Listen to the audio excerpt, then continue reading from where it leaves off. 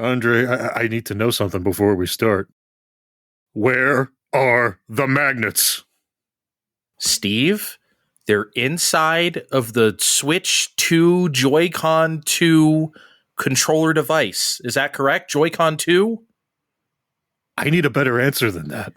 Look, you're just going to have to wait till you get one in your hands. When Nintendo sends us our emails that we can buy one, when we're allowed to buy one, okay? Let's start the show. Nah. Buying time.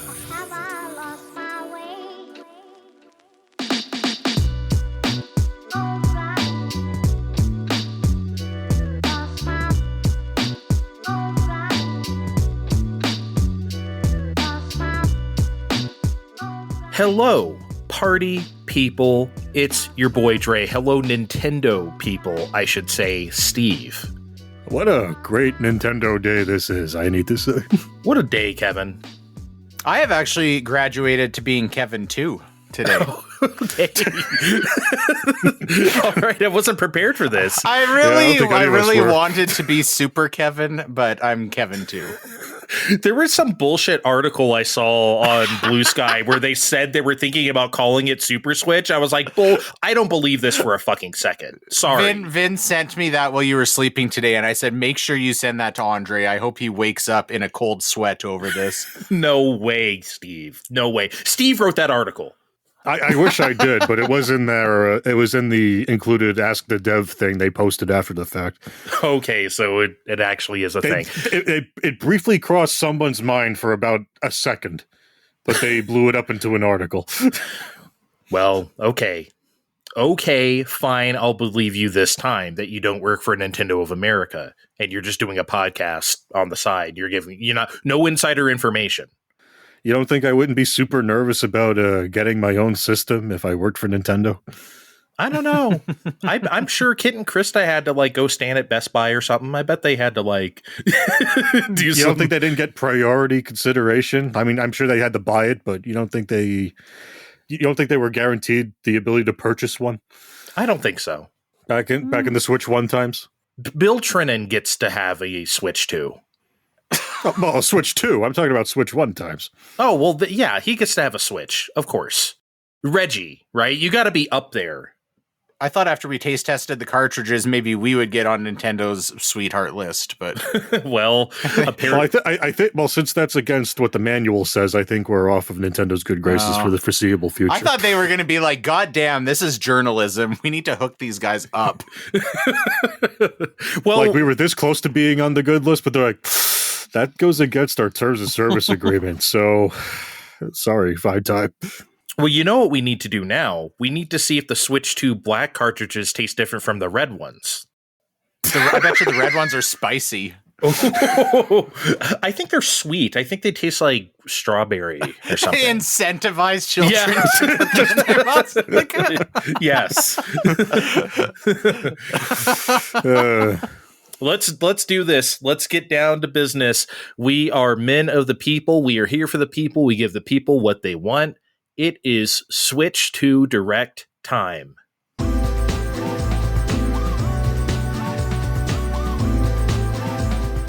All right, guys, let's just get right into it. They started with Mario Kart World. It's what we thought it was, 24 racers at a time, but it's not what we thought it was, in that it's now a rally racer. We aren't doing the strict courses anymore. We're just going from A to B. Now, Mario Kart has experimented with this from time to time for Mario Kart 7 and 8, but now this is just the game.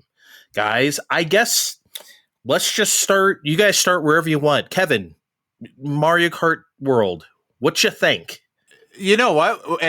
When this very first started, my first thought was like, ooh, bold decision to start with the game rather than hardware. I mean, we knew that Mario Kart was going to be kind of a marquee title here, but after seeing what it was, I think that was a good decision. This was a great way to start off off the show. And I think, you talk about whether this is what we thought it was or wasn't. This was very much more not what we thought it was than what we thought it was. Did anybody expect this to be open world or have it even cross your mind? No, Steve. No, not for a second. I think this looks great. I mean, I do have to do a mini fuck I was wrong, because it was very nice of Sega to let us play the alpha of this game a few months ago on Sonic Crosswords, right? Because there's a what they called it, a knockout mode, where it looks pretty much what that game was doing, where you go from one track to the next with no load times. Like, man, and weren't we saying, man, wouldn't that be great if Mario Kart was doing that? And here's Mario Kart doing that. Just as a gimmick, like switching between worlds in one race, not giving us fucking everything, dumped on our heads. Yeah, this was a lot. And I mean, like, man, Nintendo knows how to make trailers now, right? It's just like, we're doing everything in here. We're racing, we're boating, we're flying planes. We are grinding on rails. We are like wall running. We are off-roading. We are going fucking berserk in this trailer, and they're just showing those things one by one. And can I just say, before you get deeper into the game here, I think it's strange for me to have like a Mario Kart as your launch game for basically the first time ever. This has never happened before. So it's a bit weird. I mean, there's nothing wrong with it. Look, obviously we know how well Mario Kart 8 Deluxe sold. I'm sure they planned this 5 years ago, right? But still, it's weird, Steve.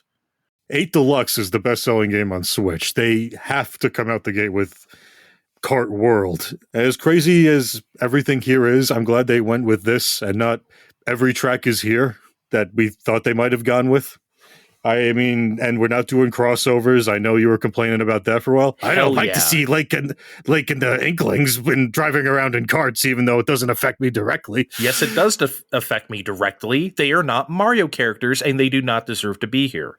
But we're still getting funky with the lineup. I mean, we got the cow from Moo Moo Meadows just driving a car now. That's great. I love that. I mean, that seems inconsequential to you, but I've been driving my sisters crazy for years, picking Moo Moo Farms or Moo Moo Meadows and their respective games forever. And forever they've been going, why do you pick this course? And now I could pick the cow too and just drive the point Go home. all in. What's better, Moo Moo Farms or Moo Moo Meadows? Oh, that's tough. I mean, Moo Moo Meadows, the cows come out of the pen, so maybe it's that. I think Meadows is superior, Kevin. I mean, I'm pretty anything with the cows is a bonus. Okay, sure. You're being cow agnostic. I understand. Yeah, exactly. But yeah, I just feel like, I mean, we probably said this before too. Mario Kart 8 was like Mario Kart reaching its kind of like logical endpoint of, this is the best we can possibly make this type of game. This is it. And which is why we haven't seen one for 11 years, and it's just like, here we are doing now something completely different. It's like Nintendo being Nintendo. They only do stuff when they have an idea. And clearly this is an idea. Yeah, well, and I remember talking about that on the show. We said some of these franchises, Nintendo's big stuff, have really like hit their stride. So what do they do next? How do they top that? We kind of like toyed around with ideas like, what's feasible. And I don't think any of us we didn't even dream up anything this cool.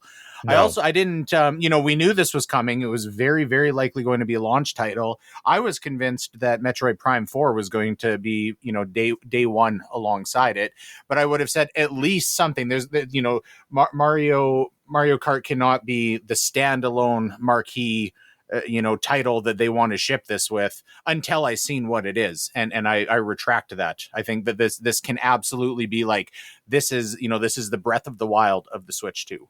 I agree.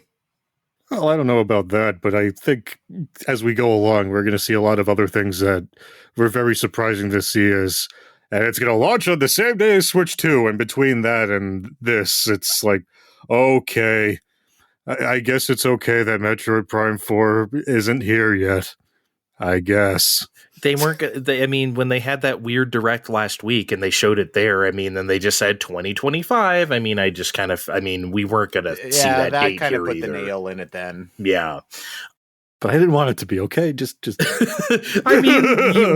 we already knew, okay? The writing was on the wall, all right? The direct was on the wall. The only thing I'm not completely sold on, though, is the off-roading. And this is something I've actually been thinking about lately, something I kind of wanted to bring up to you guys as like a topic or maybe a secret topic, but I've resisted because I didn't really think the two of you would like have an opinion on this. But now that Mario Kart World exists, I think you might have an opinion on this. So here's the thing. I never think open world racing games are any fun. They always seem like they should be a lot of fun, and they're not. Like, I've tried Burnout Paradise. I've tried Test Drive Unlimited. I tried that recent Need for Speed game with all the sketchy graffiti art style and whatever. Even that wasn't any fun. It was okay, right? But it just didn't, like, click with me. And I think the reason is wide open landscapes or just, like, city streets don't make for very compelling race courses. You're just kind of going along the grid of the streets, or here's one open road real quick, or the highway. Or in an open world, it's like, what are you doing? Then you could just completely fuck off like Excite Truck or something, right? Now, I'm not saying that like Mario Kart World, I almost said Mario Kart Tour, Mario Kart World is going to be like, you know, anything like those. I mean, I trust Nintendo to do the right thing here, and this looks like a lot of fun, but I would be lying if I said I wasn't slightly trepidatious. You have not played the Forza Horizon games, and I'm confident that if you had played one of those before this, you would say, okay, I get the open world thing. I think there's, you know, and I hope this takes a lot of cues from that, because it is just fun to just like go and dick around and drive around, because they make the world interesting and they make the terrain interesting, and there's shit to find and there's shit to do even when you're not racing. It definitely can be done, I would say, specifically based on the Forza Horizon series. Okay. And that's a game I want to play soon. When it comes to PS5, I'll probably get it. But hey, I got to admit, to that point of yours, driving around and fucking off with your friends does look fun. They were showing a lot of that. You're taking pictures. You're just having fun in the world. I definitely would love to do that with people. So, you know, that's not racing per se, but yeah, that is an activity I would like to do, Steve. I mean, I think you nailed it. If none of those other things you cited appeal to you, I mean, I hate to sound like a Nintendo fanboy. I think by virtue of it being Mario Kart and them working on this for as long as they have, I think they might have nailed the formula for them in this instance in this way. I think it's going to be appealing to me anyway. I hope so. I think it's going to be really good too. You know, I am hopeful for this. I don't think it's going to be a piece of shit. I'm just, you know, open world racing games have just never worked out for me before. So it's just a little something in the back of my mind. I think, too, to keep in mind, we know that in like 2 weeks, there's going to be a direct specific to this game. So definitely there's going to be some more cats that have not yet got out of the bag. And I bet you a lot of that will be like, you know, into kind of some of the minutia, you know, when you're out not racing, dicking around in the middle of nowhere, here's some of the cool stuff you can find. Here's what you can do. Here's, you know, activities or collectibles or whatever. And I think that'll kind of push that. Okay. Yeah, I think they're calling it World for a reason. I don't think it's just a moniker. I really do think they want you to experience this as a fully realized world, which is amazing. So if anything, it'll be fun to dick around and drive around with people. So, all right, Steve, a couple days ago when we found out about the C button per the Nintendo app, the Nintendo Today app, the internet started going berserk. Oh, what are you gonna do with this C button? What is up? It's like, guys, it's a fucking button. Shut the fuck up. Okay, God. But now we know what the C button does, Steve. Why don't you tell the people? Guys, it's gonna open chat functions. And granted, they're going to take it a little more seriously than they have before. It's not requiring the entirely separate app this time, but it's opening chat functions. Wow. Oh boy. I love, a sick part of me loves that the C button is just shitty voice chat and video chat, because like, God, it just sticks it to those people who are getting so uppity about it. It's like, okay, you know what? Whoever was being like that about the C button, I hope you remember this feeling. Remember this feeling you have right now. Oh, that's all it does? Remember this feeling for the future. The next time you decide to blow something out of proportion over a stupid button on a controller. What were these people thinking it was gonna do? I don't know, man. But it was going to call in some pizzas to your house for free. This is the come button. It calls the police whenever you press the C button. It calls the cops. C for cops. Anyway, I'm sorry. I got to start here. That video quality looked like shit. That looked like fucking ass. That was terrible. That was horrendous, Kevin. How could anyone use that? Is it even worth doing? I mean, I guess you can kind of like tell where somebody is if you can recognize it, but it's like genuinely difficult to watch. If you had to like put a frames per second number on that, where are we pegging it at? Is that hitting 1 frame per second? That looked like 7 to 10 to me. Oh, really? Yeah. It looks like when Star Fox gets heavy on Super Nintendo, Star Fox gets kind of heavy, kind of like 9 to 12 frames. I mean, I'm glad they were transparent about it and they didn't just like superimpose in some bullshit and be like, oh, watch your friends play. And then, you find out that it's actually and I get it, right? You can watch 4 people's screens at the same time. I'm sure this is not like easy to implement to be buttery smooth, but was it worth doing? I mean, I don't know. I'm sure you could at least make those screens like, I don't know, 480p, 30 frames a second at least, right? Like, come on. Maybe they couldn't have, but here's the thing. I'm not going to defend that part of it. I'm really not, because I am sure that was due to prevent everybody watching this today from going, why can't we have video on all of this? Yeah, here's your video. This is how it's going to look. Never mind the fact that PlayStation has had this since PS4 and no one gives a fuck. Like, I use it. Screen share has existed to like forever. Hey, Vin, you want to see what I'm doing right now and whatever? Sure. We're chitty chatting and whatever. Like, we do that every so often, but it's not like something everyone does. But it's just something people like to bitch about. That's for sure. But now it's here, Steve. No, I like the idea. Me and Andre have been playing Uncharted Waters, New Horizons. Kevin was feeling left out because I was saying we were playing New Horizons, and he thought we were playing Animal Crossing again. No, we were playing a Super Nintendo game, all right? And we were comparing notes, and it's been fun playing telephone with what we've been up to. But, it would have been fun on occasion if we were on at the same time to just, be chatting and maybe sharing the the little flip note version of what we've been doing in real time. But I mean, it's neat, it's fine. I like that it works with everything as opposed to before when it was working with nothing. And now Kevin can kink shame us in the middle of playing horny games too if we so desire. I mean, the possibilities are endless on paper. I know what you're saying about like PlayStation already has the screen sharing thing, but I think, for one, they're saying like, oh, you can like have multiple people doing this at once and you can put your face in front of it. Again, this is not for me. I didn't really give a shit about this. But I think, if they market it a certain way, I watched this with Matthew and he was like, Dad, this is so cool. Can we get the camera? Like, and I can see him envisioning him like playing with his friends from school, playing fucking Fortnite or Minecraft. You know what I mean?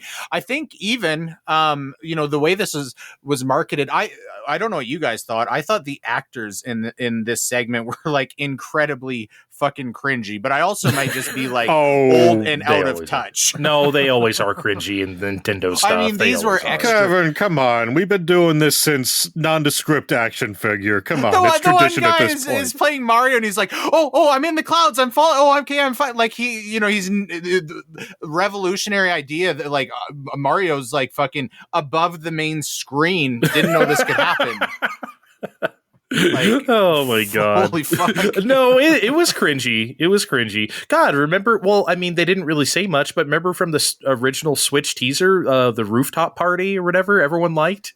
Remember that she took 1-2 Switch to rooftop party or Mario Odyssey or whatever she took up there. Yeah. So it was pretty unrealistic, but like these people wouldn't shut the fuck up, and they just seemed a little douchey. I'm sorry. Well, no, you're correct, but like also that microphone on the Switch is not going to work like that, is it? There's no way. I don't believe it for a second. Not for a second. I'll believe it when it happens. Okay, I don't. So I know I've tried doing things for work on Microsoft Teams where I'm trying to like show something making sound, and they're like, I can't hear it. I can hear you fine. So I think that technology is probably more stable than you guys might think, where it can like just parse out your voice and cut out other shit. It made me, they've got like the microphone only on the Switch like 6 feet away from the guy beside the TV. That seems a little sketchy, but being able to like, maybe not the blender, the guy's fucking talking in there cutting out the blender, that seems a little extreme.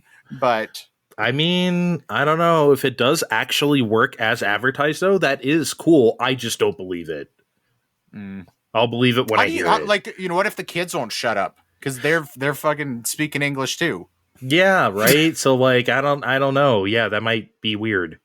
It's like you said, Matthew's excited for it, and that's kind of how I feel. Whoever it might be saw this and thought this was cool, this is for them. This is not obviously for us. Outside of what Steve said, hey, maybe hop on a quick voice chat every so often, which is obviously how PlayStation works as well, which is what we do there. So, hey, cool. But I'm not into that camera or doing the video stuff. I'm really not. That's fine though. I mean, even for the people that are interested in that, though, and I don't want to, like, belabor the point, but, okay, your friend says, oh, hey, look at this fucking kill I just made on Fortnite, and you're going to see one frame when he's, like, shifting over to look at the guy, and then the next frame, the guy is laying there dead. You're not going to see the kill. This is where, like, PlayStation messages are great, because, like, me and Vin and whoever, we send clips to each other all the time of what the fuck we did. Oh, check out this, whatever. And that's a great way to share, obviously. But just live video, not so much. And we know Nintendo, they're not going to let us message each other still. So, So after this, they got into some hardware details about Switch, about the screen size, resolutions, etc. You guys can pick and choose anything from this list of information that you want. For me, it was definitely the 120 frames a second that caught my eye first. I was like, yeah, this is what I expected, of course. What I didn't expect was for the screen to be 1080p. I thought they would stick with 720p. That's incredible. Because I don't know, I'm sure you guys remember Steam Deck is 800p. That shit is not 1080p. So this is higher than Steam Deck.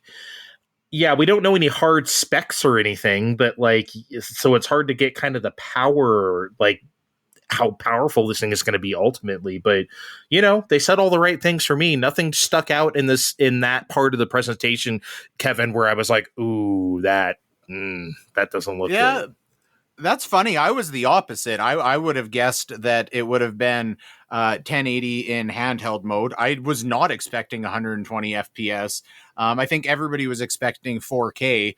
But then at a certain point, so, early-ish on, they said, okay, it's going to be 1080. And then they said 120 frames per second HDR. And as soon as they said 120 and 1080, I was like, ooh, this actually might not be 400. And then a little ways down the road, they were like, the dock has its own built-in fan. And that was the point where I was like, oh, this is definitely not going to be $400. This will be more, which I mean, great. I don't want to get too far ahead. Some of the shit we seen, it was more graphically impressive than I was expecting by a fair margin. I didn't think this was going to be a huge slouch, but we were kind of talking like, oh, maybe is this going to hit around PS4 Pro? I think it's exceeded that. I would say from what we've seen, it looked, we've seen the footage of Cyberpunk that looked pretty fucking impressive. It did. And for me, the more expensive this thing is, the better, to be honest, because if like I'm going to buy it unless it's $2,000. If they I'm going to use this thing a lot for the next number of years. So I want it to be as good as it can be. I was a little bit surprised, they've put a lot into this, and I think they are going to kind of, limit how much mass appeal it has due to that price increase because of that. But I'm sure we'll get more into price later. What did you have a little pump of the fist when mouse controls were finally confirmed? Well, I did, and although I was having doubts about the price a while ago, you talked me down from 1080p to 720, and I'm like, yeah, you're probably right. And then it shot up to 1080p in the presentation. When they said 1080, 120 were supported, I'm like, oh, this isn't $400. No way. And I was like, this is, but then they showed it's gonna be mouses on the Joy-Cons, and I'm like, yeah, mices, meese. I like to say meese. Okay, then they showed their, I don't know, I don't want to call it their gimmick game because that's something else later, but like their Astro. What do we call these games? Their launch game demo, tech demo. See, this is more tech demo than game, as far as I'm concerned. Called Nintendo Switch 2 Welcome Tour, which is a paid download launching with the system. This is not something that's built into the system like every other one in existence. You got to buy this one. We don't know how much it is. Actually, how much do you guys think it's going to be? Let's start there. Kevin, how much will Nintendo Switch 2 World Welcome Tour be? $15 US, $14.99. Steve, $20 US. I think it's going to be $24.99. I think that's what they're going to do. Man. It is so hard to justify this game. It really is. Like if I was going to buy something that was going to be a tech demo, I would have preferred like Clubhouse Games, welcome to the Joy-Con 2. Here's how the mouse is going to work, because I don't know, this thing where it's like, look at all these question marks, and it's not a Mario game. It's like, come on, what are we doing here? Yeah, this is just like, here are all the tooltips. Are you just buying tooltips on the Switch eShop now? It's like reading a help menu. The game. Why would you want to do that? I can't imagine why this is paid, Kevin. It boggles my mind. It blew my mind because I 100%, I didn't even like question, is this a paid thing? It was just like, okay, this is, something you turn on to like find out more about the system. It's cool that they like made it into where you little character that like walks around it. I wouldn't have guessed in a million years after watching that they were going to say, because it doesn't even really look gamified. It just they show like, I'll move the mouse around and you can like, avoid stuff with this UFO or whatever, but it sure looks like it has no depth. That being said, there is a part of me that still wants to play this just because it seems so like, I don't know, it's just so like part of the fucking lore of the Switch 2 now. Yeah. If they come back to this in like a year and they're like, it's included with your NSO expansion pass subscription, then I will entertain the thought. But like how I played Octopath, goddammit, Octo expansion, basically. Octopath expansion. That's not, I don't think, is that maybe this will be part of the expansion. Maybe they'll come out and say, like they would have said you can buy this, but you think so? I don't know. Because we didn't find out till after that, like the upgraded Zeldas, you get that with the expansion, and they didn't announce that in the show. That's true. That is true.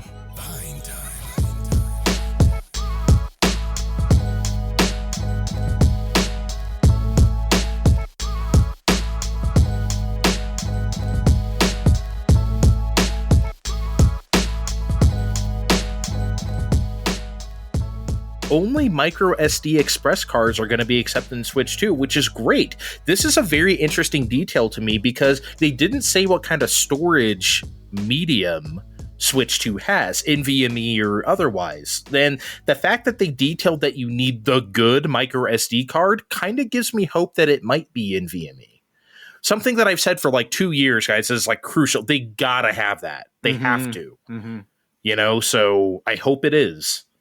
They weren't clear on what they were using for that, but it's clearly faster because when they were listing all the stuff it was doing with a side-by-side show on Yoshi's Crafted World, and it just blew by in comparison to the Switch 1 version. Okay. Like loading a level in there. Like it's whatever's going on, it's faster on Switch 2. Yeah, there's so many details in there that I that I missed. What did you guys think of the Switch 2 Pro controller? I mean, they didn't spend too much time on it because it's like, what are you really going to say? It's kind of the same thing for the most part. It has GL and GR buttons on the back there, on the back flaps. It has an audio jack. Thank you fucking Christ, because what I've had to do my whole life so far is put the Switch dock and everything on the damn bed or whatever and plug my headphones into that and like listen. Right. So now that it has the audio jack, that's like excellent for me. What did you guys think? Any deep thoughts about the new Pro controller? I just thought it was funny that you were so hot on it because I don't know. It looks the exact same as the Pro. It's got those paddle buttons and the C button. I don't give a shit about the headphone jack. I didn't realize the headphone jack was so important to you. I thought you were turned on by the gray triggers, but other than that, it looks just like which I did see after the Pro controller from the regular Switch is backwards compatible with this. Thank God. Yeah, but you're probably not going to be able to play Switch 2 games with it. There's no way. I think so. That's what I got out of it. I mean, they don't let you play like PS5 games with the DualShock 4 or anything. Like, yeah, I can't imagine they're going to let you. I don't think they're going to let you, Steve. So I'll take a bet on that. If you want to put that on Place Your Bets, I'll take it. Because I don't think they're going to let you do that. I don't see inside baseball before the show. These guys were threatening with making me play Tales of the Shire if I lose money on Place Your Bets. So normally I would, but now no. I'm reserving my money. Okay. I think personally, I think we are going to be able to, but it's going to be missing some things like the C button. Oh no! But secondly, Look, I like the way this looks and what it's going to do, but I'm not in the biggest rush to get one because, money. And there's going to be special edition ones coming, and I'd like to wait for one of those. I'm definitely getting one as soon as I can, hopefully day one. I think those triggers look hot. Those look so deluxe and plush. I love them. I don't know. They could feel like plastic pieces of shit for all I know, but they look good. I can tell electronics are good just by looking. Okay. Yes, we know you have superpowers. I don't know. You always think like Digital Foundry gave me special glasses or something. So they did. This game's only running at 58 frames per second. Unplayable. Yes. I'm PC Master Race Reddit or something. Yes, definitely. So what about regular Joy-Cons? Do you think regular Joy-Cons you won't be able to use with this? Not with Switch 2 software, no. They're not going to let you do anything with Switch controllers on Switch 2 software. That's what I think. Interesting. I already had a peek at the compatibility thing for Switch 1. They made a big stink about how technically you could go use Labo, but then you're going to need to connect the Joy-Con 1s to the Switch 2 in order to do it because it's like, yep. They're specifically engineered for that size and that and everything. So, yep. So anyway, right after that, they decided to just drop the release date of Switch 2 on us, and it is June 5th, 2025. Now, this is of special interest to us because on a previous Place Your Bets, the three of us placed bets on when Switch 2 would come out, and I believe, Kevin, I had to have won. I think you guys said much earlier in spring than that. But you be the judge. Yeah, so we did make these back in September last year to give a little bit of context. Wow. I had said April 4th, Steve had said April 11th, and Andre had said June 27th. So Andre gets $100 from Steve and I. Woohoo! Why aren't you guys happy for me? You're not happy for me at all. Because after the date moved, I was kind of hoping for the directs kind of landed. I was hoping for a May release, but no, I got to wait another month and blah, blah, blah. You can still be happy that I took your Fine Time dollars. I'm rich, bitch. Well, I'm going to take it just because I have the betting sheet open. I'm going to take away a little bit because we did make a couple more predictions with our betting. This was into January, and so we had some real long shot bets. Okay. Steve on 20-1 odds put $25 on a new 1080 snowboarding game getting announced. Oh. Andre put $100 on 20-1 odds for a new Wave Race game getting announced, and I put $35 on 35-1 odds that a new Golden Sun game would get announced. So no bueno on any of these. Honestly, though, those weren't bad bets. I'd do it again. I mean, obviously not knowing what I know now, but I'm just saying that, like, yeah, I don't regret trying that. I don't think that was too far fetched. Neither was 1080 snowboarding, I think. Golden Sun, sure. But, like, I don't know. It was worth it. Yeah, you gotta live a little once in a while. Yeah. Steve, do you regret your 1080 bet? Nope, and I'll tell you why later. You'll tell us why right now. Later on in the show. It's going to come up later in the show, I promise. Oh my God. Wow. It's like we're not doing a podcast over here. We are, but it's called theater. Fine. Foreshadowing. Tease the people. Fine. So, I don't know why I'm laughing already. Well, I guess maybe Kevin does. But, like, so there are 3 game types for Nintendo Switch 2. There are Switch 2 games, there are Switch games, and then there are Switch 2 Edition games. And this is funny because just a few days ago, as of this recording, Kevin and I did a commentary track for the January 2017 Switch presentation. And one of the things you harped on, Kevin, was the fact that there's 3 modes of Nintendo Switch: TV mode, handheld mode, and tabletop mode. And you were like, those aren't different modes. It should just be like docked and undocked. You just take the fucking Joy-Cons off. Yeah. But now it feels like they're doing incredible. Yeah. But now it feels like they're doing that again with 3 quote unquote types of games, even though it's really 2. There's Switch games and there's Switch 2 games. I mean, come on. Please. Anyway, like, where do you guys want to start? Because, okay, let me ask you this. Let's start with Steve. I was not sure, rather, that they would do the upgrade stuff, because I was like, does Nintendo really do that? Or, like, they usually just re-release something, or, like, look at all the Wii U ports of Switch. They'll probably just do something like that, and we'll have to pay $40 for Breath of the Wild again, or whatever. This is not what I expected. I didn't expect an entire ecosystem for upgrades, and I didn't expect it to not just be graphical, but they're adding stuff to the game. So before we get into the things that they showed, Steve, what did you just think of that on the surface? Personally, it made sense, especially with adding content to certain games, because we keep going over this. It costs a fucking ton of money to make video games, guys. Mm-hmm. So from their side of things, if they can go back to a game that already exists and essentially make a DLC pack for a new system, and then say, hey, everyone that bought this game already, pay this much and you have a bit more game for you to play, that fills out their calendar for them some more without having to think about it too much. Well, I'm sure they've taken a lot of consideration of this, and they do have games coming, but this helps with that because, as we keep mentioning, game development is expensive. Video games are expensive. Everyone's getting laid off around the clock. I mean, it's not just expensive, they take longer to make than ever. So if this is a way to fill time, Kevin, I'm fine with that. I'm playing Kirby in the Forgotten Land again. I'm playing Tears of the Kingdom again. That's for sure. So it's working on me. Yeah, I think this was kind of best case scenario. We talked about Breath of the Wild a few episodes ago, and if we thought that was legit going to be a release that they announced, and I think we all kind of thought it was, expecting likely that was going to be, maybe, enhanced, maybe with some content added, but, selling to you possibly for full retail price again. That doesn't feel great a generation later. Just, it's not that we're not used to seeing stuff like that.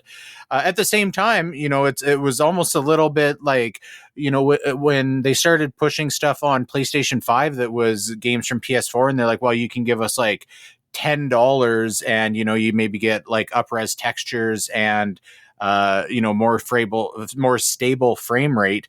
That doesn't like feel great necessarily. And I'm not saying it's not worth it or it's a gouge, but it's not, this feels like the best of both worlds. They're saying, you already own the game, so you can pay a smaller fee to upgrade it. Plus there's extra content. It's not just going to be, runs better, looks cleaner. So I like it. I mean, I'm cool with runs better, looks cleaner. I mean, personally, they didn't have to add anything. I'm glad that they did. I mean, like, look, I would play Kirby in these games regardless if that's just what it was. But the extra stuff makes it worth it. So, do you guys want to do another guessing game? Do you want to guess how much are these upgrade fees going to be? It's like you just said on PS5. It's like usually like $10. What is this going to be? Is this also going to be $10? Because I don't think it's going to be.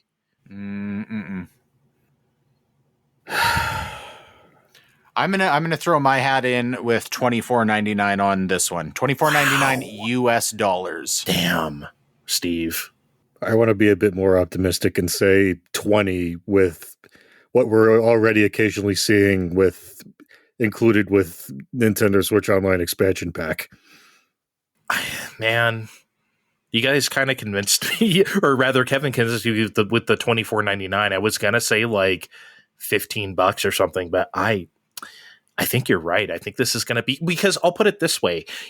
Some of the prices have come out, not to get too ahead of ourselves here, but like if you want to buy Breath of the Wild Switch 2 edition as like a game card, it's like $70 or $80, I think it might be. So like, it's up there. You're buying the whole game plus Switch 2 edition tax, right? So I mean, I don't remember exactly what like Animal Crossing DLC was, Splatoon DLC. This was a lot of stuff that also came with the online expansion pack, but I don't think that DLC was overly cheap either. So realistically with this, we're kind of talking, version upgrade plus DLC. So I think in that context, it's not looking super cheap. Steve can correct me if I'm wrong, but I think Octopath expansion was $24.99, right? It was $20 or $24.99, but it was packed with stuff. I mean, you weren't getting cheated. Yeah, and see, like I did Happy Home Designer or whatever it's called, the Animal Crossing thing for like, because I had the expansion pass, right? So I did a lot of that. I didn't buy it. So same thing with Mario Kart 8. Like I played that stuff because I have expansion pass. So I mean, it's just weird that there's an entire ecosystem for it. Plus, they're really just adding stuff. They see the value proposition in that. But honestly, I don't really have a whole lot to say about any individual. Or I guess we should talk about the Zelda app, right? They're adding an app to the Switch 2 version. They're upgrading the Nintendo Switch Online app. It's just going to be the Nintendo Switch app now. It's the same one that we turn on for Splatoon to go clothes shopping and then forget about the rest of its life. But they're adding the Zelda stuff in that now. Excuse me, Steve. I did a lot of looking at Smash stuff on there, or whatever you had to do with that stupid app. Didn't you have to do something on there? Yeah, we all had to do that. But again, like they make it relevant for like a week. And look, I'm really hoping they go ham on this app this time, but we know they're not. But no. Why do we want them to go ham? I want them to like forget about this immediately. Well, Kevin, I want to go outside, get ideas for a Mario Maker 3 level, and then come home and implement them on the thing later. Okay? They're never going to let you do that. They showed off the sharing your Tears of the Kingdom creations, and you can just send it to your friend and they can like auto build it. I think that's cool. They've got fucking Hyrule Google Maps, with voice navigation. Okay, fine. But why do I need my fucking phone to do this? Like, it just seems like super clunky that I've got to get my phone out and launch a fucking app. Like there's no reason all of this shit cannot just be like immediately baked into the game.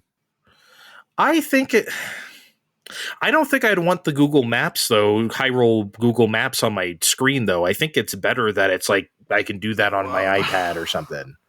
If I want to do that, you could like launch it and see the route, and then Google Siri can like give you directions as you're fucking walking, Siri. and it can like minimize it in the corner. Fine. Okay. What about sharing the like auto build creation? Like, what is the benefit of like going to my phone and getting a QR code and sending? Why can't I not just hit like this one, send to friend, done?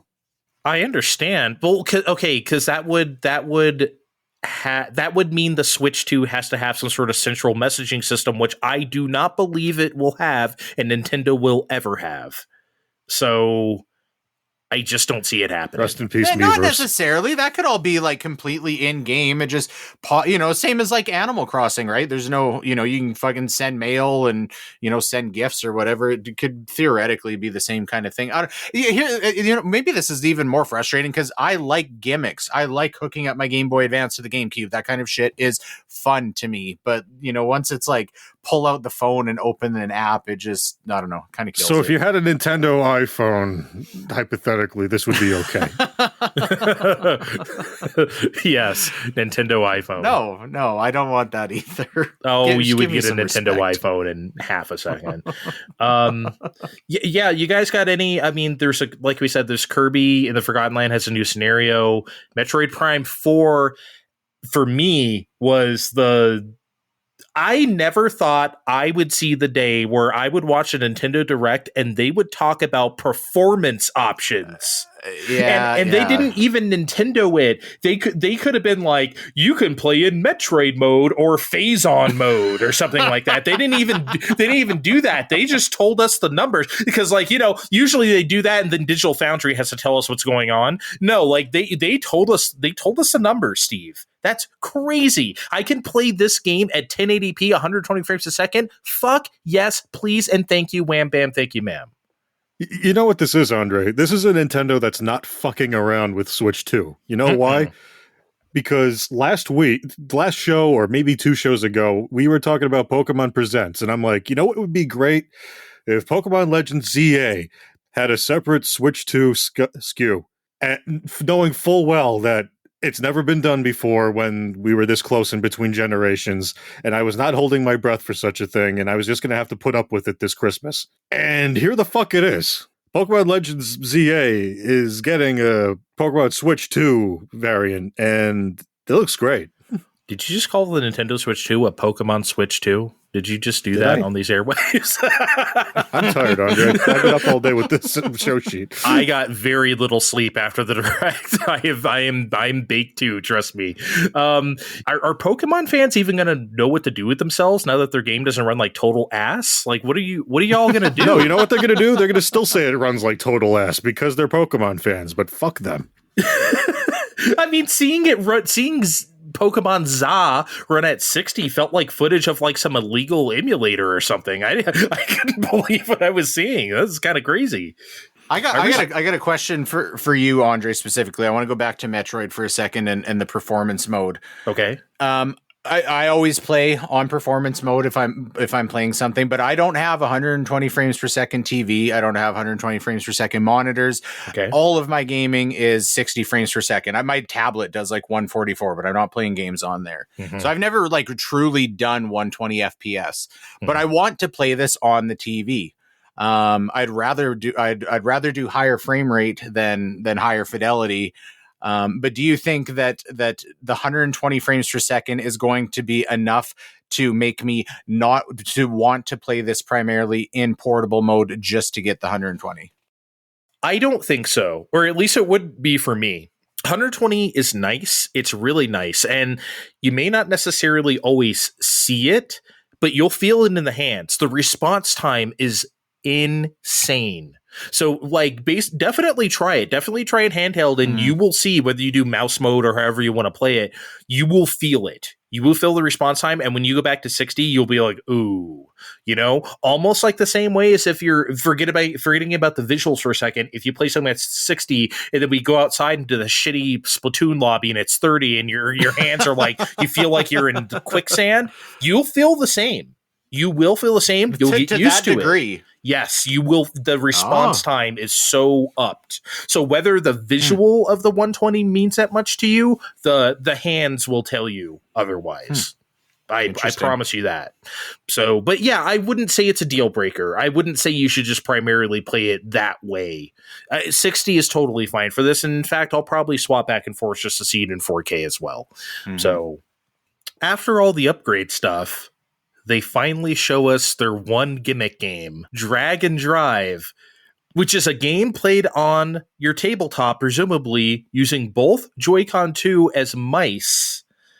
And it's some kind of extreme wheelchair basketball game? Guys, what? Okay, I'm just going to flatly say it, and I'm sorry. This did not look fun. Like, this looked like work. There's a lot of parallels with ARMS because I mean at the same that's kind of work too. I don't hate the idea of this actually, and I feel bad shitting on this because as soon as I seen it, I was like honest, I was like there is like some wheelchair bound kid that is like fucking thinks this game is super cool. Oh yeah, and I like that. I really did and I don't think I want to play a game like moving mice constantly like that, but I really didn't like all of the characters looked exactly the same.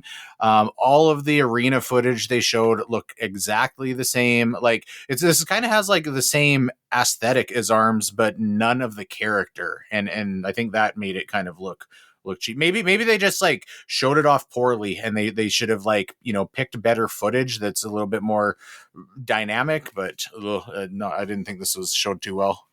The only thing I thought was cool, Steve, is when you go up on the like high up on the ramp and he dunked. Like that was cool. But other than that, I was like, I want this to be good, but it's clearly missing all those things you just said. It's missing the character, the flair, anything that's like, yeah, drag the drive. But it's like, this is the beta of that game. It feels like, I don't know, maybe it's going to be cheap, like $20. I don't know. Oh, nothing's going to be ever $20 again. It feels like no, I know. But it's like I'm keeping an eye on this, but not like the way I was looking at ARMS. Yeah, ARMS. And at I'm least sad about that. Well, ARMS, at least you could see the fun factor, right? Even if you weren't interested in it, like you weren't, Kevin, you could at least see like, okay, these are some characters doing some weird, cool, new, colorful shit. This just looked kind of boring. And I legitimately got like exhaustion sympathy pains for my wrists, like watching them play. I was like, oh, I don't know how much I could do that with the Mies on Joy-Con 2. But yeah, by the way, I'm glad both Joy-Con can be a mouse instead of like just the right Joy-Con can do. I mean, that would have been fucking stupid. So yeah, I'm glad that's the case. All night.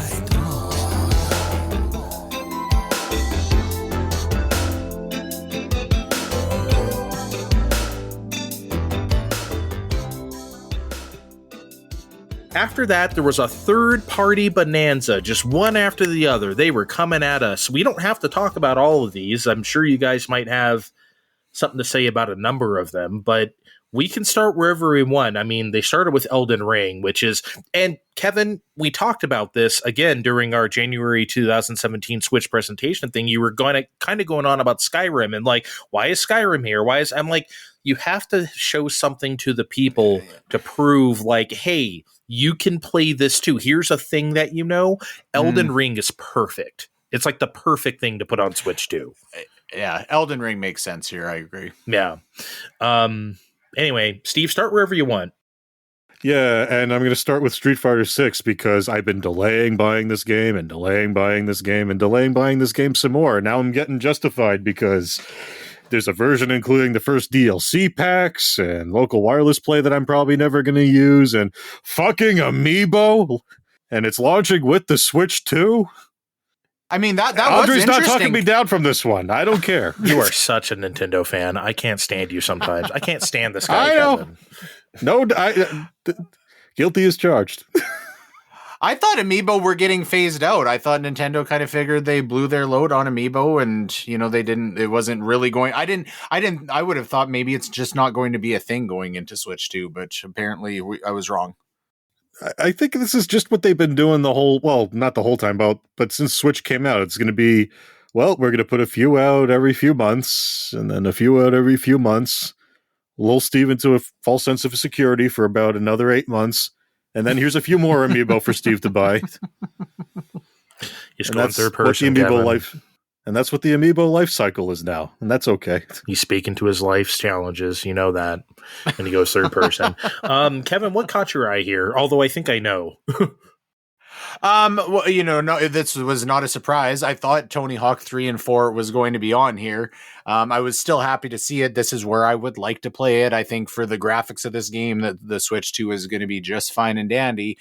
I was excited And I don't really give a shit about SpongeBob, but all of a sudden at the end of that trailer, she fucking falls into like SpongeBob world. And that gives me hope that they're going to throw a whole bunch of new shit on top of the already excellent source material. So that makes me even more eager for this game, which which may be my most anticipated game of the year at this point. Damn. Well, okay. No, let me walk that. Maybe before today, I would have said that. Okay, I understand. Yeah, I understand.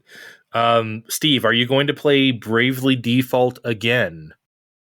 Eventually, but maybe not at launch. I've been waiting for this for a while now. They've been teasing that they've been sort of maybe working on this, and now it's coming, but I'm not so thrilled that it's a code in the box, but also it's $40, so maybe not at launch, though. I'll probably wait for a sale. That's the tone of voice he used when it's going to go on the pile. Trademark. I played a couple hours of Bravely Default 2, and I could not get into it. Now, that's not a referendum on the first game necessarily because I haven't played it, but man, Steve, I don't know if this is like an overly familiar sequel. I don't know how much you played at Bravely Default 2, but if that's like kind of the same thing, maybe I should just stay away from the first one altogether. Bravely Default is Final Fantasy V, but amped up, but also not active turn battles. It's a weird mishmash of things, and it might not be for you. I couldn't tell you.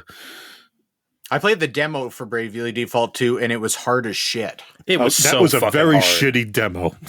They were wrong to put it out, and they knew it. Okay, good. that scared the shit out. Well, it scared the shit out of everybody. I legitimately think, not just it had a big showing at the 2017 presentation, but Octopath Traveler's demo as well really sold people. It's like, oh wow, this game is cool. I really do believe Bravely Default 2 did the exact opposite. That really demo scared the hell out of everyone. It was so hard. Anyway, I'm surprised to find out that Yakuza 0 Director's Cut is Switch 2 exclusive for the foreseeable future. It's kind of out there. I love that we went from Yakuza 1 and 2 bombing in Japan on Wii U and them going, it will never be on Nintendo ever again, to this. Yeah, well, skipping the fact that it's fucking Wii U, but Sega never, what can we say about them?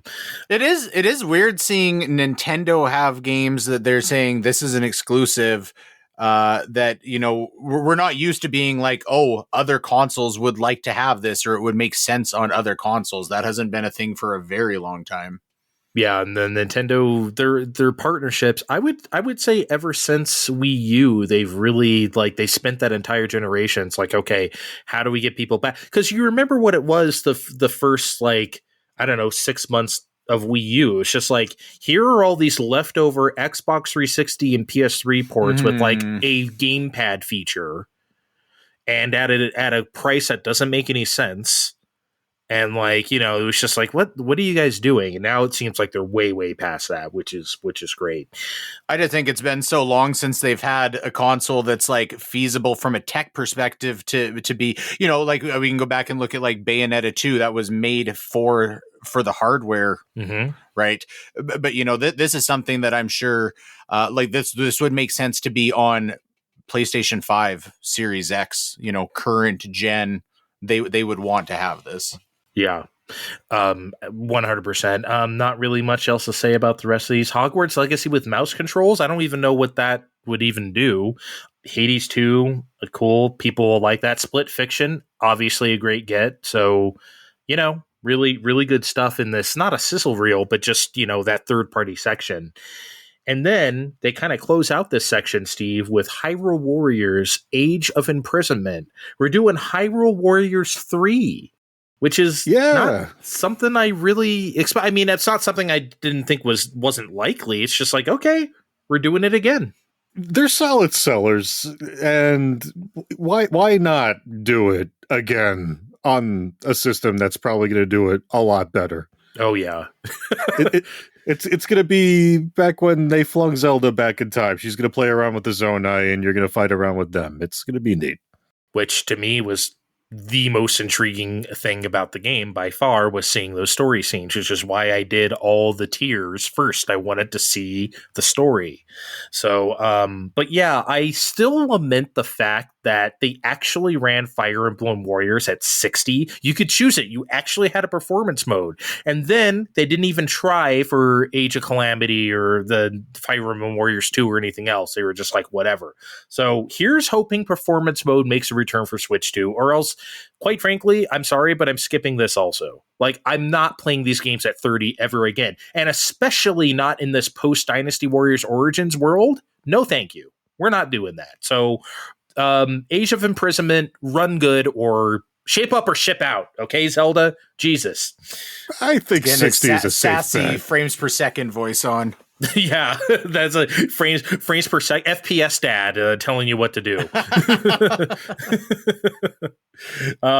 Okay, right after this, they talked a little bit about like, hey, all the stuff you can use, all the apps, Nintendo Switch Online apps you can use on Switch, you can use on Switch too, including this new one called Nintendo GameCube Nintendo Classics.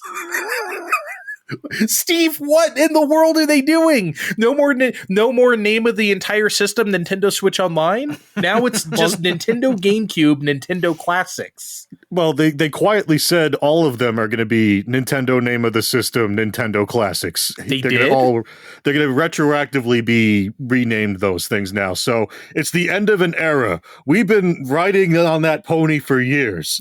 We have. We really have. We're going to have to quietly ride it out to pasture now. That's insane. I'm a little sad, but at least it makes sense now. Yeah. Wind Waker, Soul Calibur 2, Jesus Christ, Namco. Wow.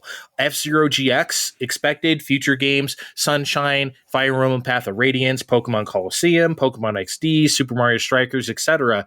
I don't know if I have anything in particular to say about this GameCube section, except like, fuck yeah.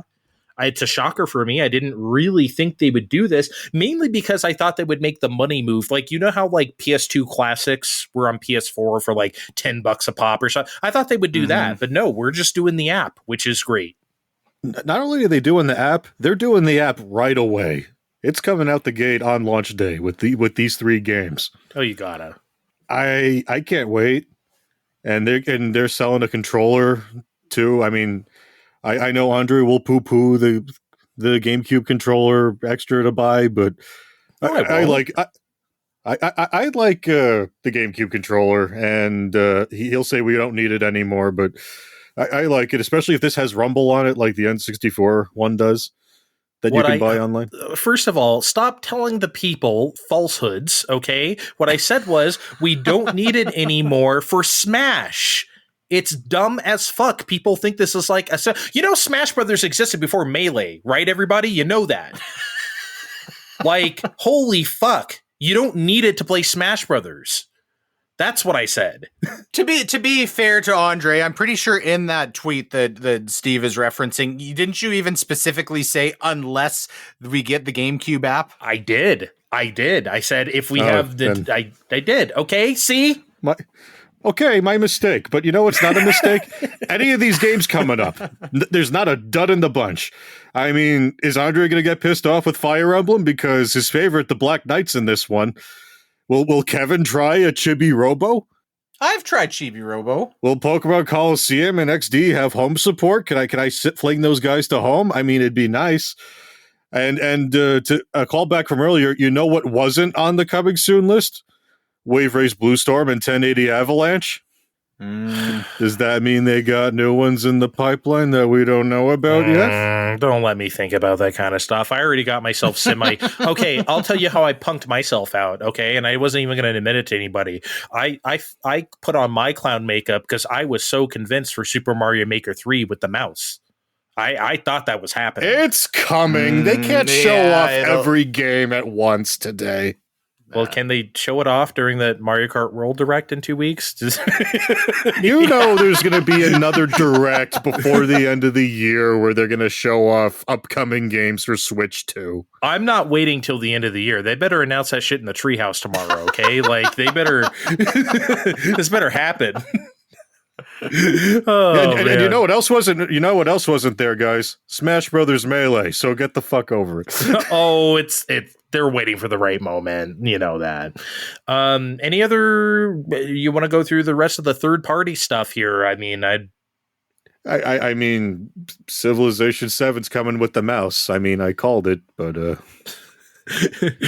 man makes easy call, waits for applause. I mean, yes, of course that's happening. I mean, I don't know if I really wanted applause, but I think I was more impressed with here it is at launch. Come and get it, you assholes.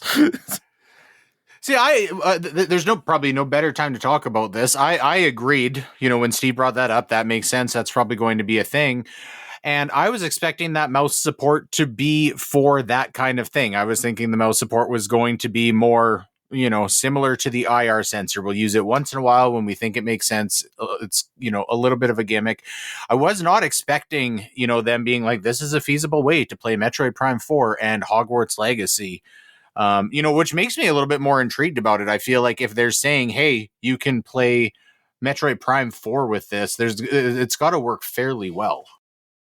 Yeah, I've been thinking about like how to control Metroid Prime 4. Like maybe I didn't really see what their hand placement was while playing it, but like maybe I can hold the left, because you guys know I play tabletop mode. It's a mode, Kevin. So since I play that way, I can hold the left Joy-Con and do whatever, and then have my right hand on the table.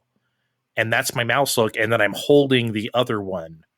And I'm like doing, I don't know. I could see that working. That might actually work. And that would be basically PC controls with WASD being your left analog stick. Well, that's what I was going to say. That's always my problem with keyboard and mouse. It's not the mouse, it's the keyboard. I hate having to do shit on the keyboard unless I'm only using the keyboard. Right? That's its own thing. But like, I really don't like that. So like that would solve my problem. If I could use an actual controller in my left hand and a mouse in the right. I like how we just blew off Civ 7, by the way. We're now just talking about this. Well, that's because there's already going to be a show where Steve comes on and talks about this game in great length, so it's okay. Which you could be playing right now on your laptop computer, but you're not. Nah, we won't be doing that.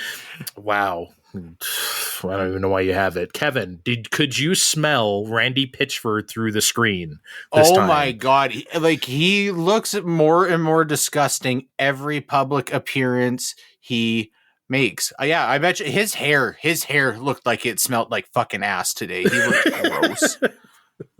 I mean, I'm sure he looked like all of him smelt, but his hair smelt the worst. Okay, I don't know why you're stuck on this. Look, maybe I'm just a Borderlands fan, and I'm just so used to seeing this guy's face or something. But like, yeah. Well, it was really more. Oh, sorry.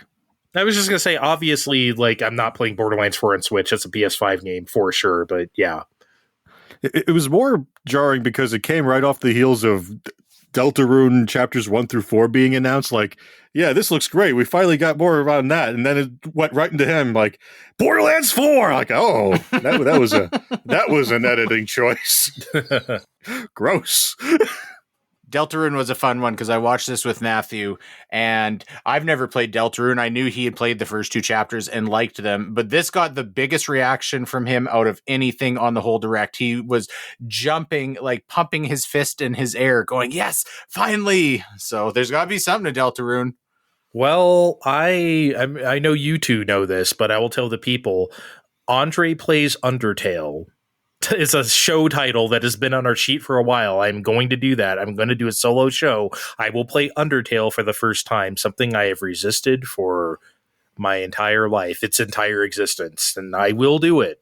So, yeah, look forward to that, maybe. Something I can wait for is Survival Kids, because a long time ago I was intrigued by the Game Boy version of this game, and I'm like, there is no fucking way this is the same game as from the same series as this. And then I'm looking at the bottom of the Konami Entertainment or whatever. I'm like, those sons of bitches, they made this piece of shit game that I'm gonna have to buy on deep discount and get mad about on this show. Well, one, me too. I'm with you. I'm going to play it. Two, these are the ones that came out on DS as Lost in Blue, right? Yes. Okay. That's what I thought. Yeah, Lost in Blue 1, 2, and 3. But I didn't. Okay, so you wrote this in here, and I did not remember what there was a Survival Kids, because this is when, if you were watching on YouTube, this is when the stream took a shit. So, and I'm glad it did it for everybody, because we were panicking. We were fucking trying to back out and reload it. And now I noticed, I kind of noticed this before. I think even before this, the audio was ever so slightly out of sync up to this point, and you would only like really catch it when somebody was speaking English on screen, and you could see there was a slight delay. And it seemed like that kind of got fixed after this point. So something was fucky a little bit with this whole stream here. Yeah, the audio had been off to me since the game chat part, personally, because none of their mouths were ever synced up. Yeah, and I tried reloading it a couple times. So I was like, okay, I don't need to see these people cringy talk anymore. But like, yeah, it just kept being off.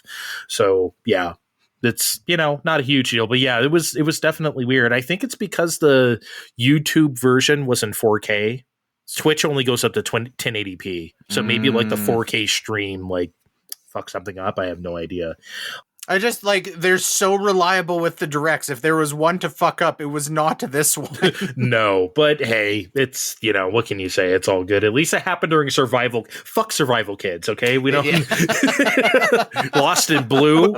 Who cares? But it bled into Devolver's time with Enter the Gungeon, too, which I'm sure lots of people would have wanted to see. Me, I did see it. I switched to Twitch like immediately after it froze. I'm like, fuck this, I'm out of here. I went to Twitch. I did see Enter the Gungeon 2. This is a big deal to me. I love Enter the Gungeon. You guys have played this? No? I need to play more of it. Okay. I love it. I have bought it on 3 different systems and counting. And I wasn't totally sold on the new 3D look, though. It could just be because it's early, but the charm wasn't really there yet. But obviously, things can change. It's coming out next year. So far, so good. Kevin, I was shocked to see Cyberpunk. That's kind of a get, I think. Well, and again, it looked so good. This was the point where I was like, damn. I mean, we had seen some stuff look pretty good on here, but again, this exceeded my expectations for what the Switch could do graphics-wise. So I was glad to see it specifically for that reason. I think that's kind of it before we get to the Sizzle Reel. I mean, unless there was anything else in that second third-party section that caught anyone's eye. I did want to ask about Final Fantasy VII Remake. Do you guys think this is alluding to them planning on eventually putting Rebirth on? Do we think Switch 2 could run Rebirth? Yes. I would have assumed before the presentation that would not be possible, but I do think I can see it. I think so, yes. Absolutely. Because they're doing Integrate. They're doing the PS5 version of Remake. So, yeah, right, I think so. That makes sense. They said stay tuned. I think it's coming. And I think even later on, they're going to do the third one on both at the same time, if I'm really going to speculate. I see. That's the thing. If they can get out from under the Sony contract, though, Square's going to have to pay. Because Sony funded this whole thing. Have they already committed to... Oh, so they've committed even for the third entry to be That's Sony why exclusive. These have been PlayStation exclusive for a long time before they come to other stuff. So, but unless Square's like, hey, Sony, we'll pay you off so we can just have this on everything. So we'll see. Yeah, well, they've definitely said that financially the second one had shit the bed. So. But they also spend way too much money on everything. So, it's sold good. And obviously now that it's on PC, it's selling even way better. So, but what can you do, right? Square be square. There was a big ass sizzle reel after this, a huge one. Obviously, we're not going to talk about every game. Kevin, I'm sorry.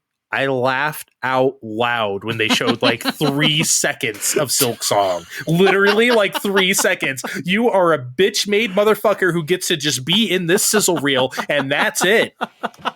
You don't get shit. I am sure they would have given it a segment if it had a date, but it does not. Yeah, it was almost worse to show it like that period. Like I thought that they were going, because this originally from like the Xbox Showcase 2 years ago, this was supposed to come out before last summer, they said at that point. So I was like, okay, it totally makes sense that they're going to fucking have like 3 minutes of this and they're going to be like Silk Song Switch to day one. but clearly I'm an idiot.